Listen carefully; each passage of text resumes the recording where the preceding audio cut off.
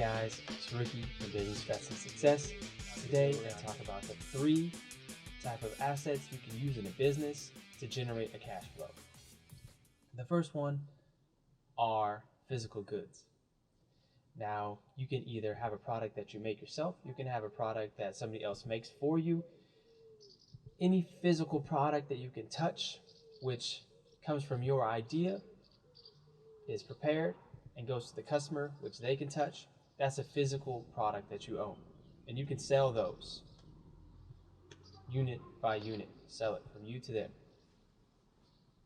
Now, the next type of asset you can use in a business to generate cash flow is a service.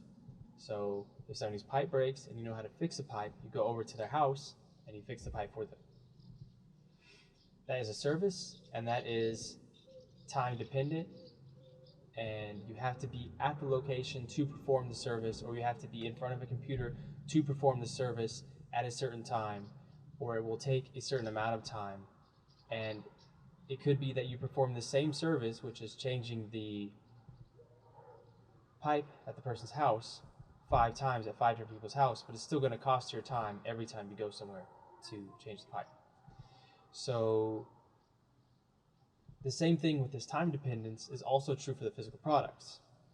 Every time you make a physical product, it takes a certain amount of time to produce that product, from a raw product to the finished product, which the customer then gets. That is always associated with a unit of time. Now we're going to get to our third asset, which is what we're calling the digital asset. And a digital asset, in its purest form, is an asset that is not time dependent. That is why we're focusing on only digital assets at Business Strats Success. We are freeing up our time because we do the work once, and then we get an infinite supply of product which we can move at any given time throughout our marketplace. This is a digital asset.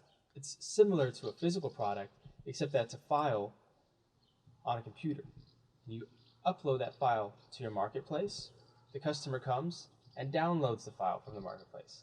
That is a digital asset, and that can be done at any time, whether you are there or not. You don't have to worry about making a product. You don't have to worry about being at a certain location. Your digital asset is always in the marketplace, and your digital asset can always at any time be moved.